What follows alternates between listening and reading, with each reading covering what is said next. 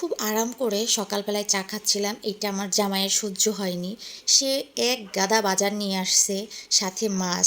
মানে আমি তো মাথায় হাত কোনটা ছেড়ে কোনটা করব। এই ব্যাটার মেয়ের যে এত তরমুজ পছন্দ, এই সময় এত দাম দিয়ে তরমুজ খাওয়ার কোনো মানে হয়? আমি ভাই জানি না। আবার নিয়ে এসেছে আমলকি ৫০০ টাকা করে কেজি। মানে এটার কোনো মানে হয়? এখনও কিন্তু সে আমলকি খেয়েও দেখেনি। যাই হোক, কী আর করার, বাজার যেহেতু নিয়ে এসেছে, সব আস্তে আস্তে করে বাজারগুলো গুছিয়ে রাখি এবং গতকালকের অনেক কাপড়, ধোয়া কাপড়গুলো আছে, এগুলোও আমার একা একাই সব ভাঁজ করতে হবে। এবং খুব ফ্রেশ একদম টাটকা মাছ নিয়ে এসেছে। এই মাছটা আমার এবং আমার জামাইয়ের খুবই পছন্দ। এই মাছটার নাম হলো ফাইসে মাছ। এই মাছের ভিডিও আপনারা আগে দেখেছেন। এই মাছটা একটু তেলতেলে হয়, হালকা ভেতরে ডিম হয়, খেতে ভীষণ মজা। জাস্ট হালকা তেলে ভেজে নিয়ে টমেটো দিয়ে একদম ঝোল ঝোল রান্না করব।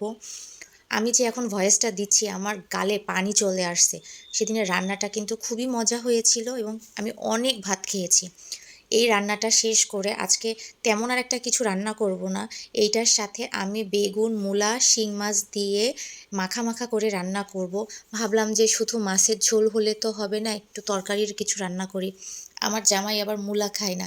এখানে একটু চালাকি করলাম, একটা মূলার অর্ধেকটা দিয়ে দিলাম।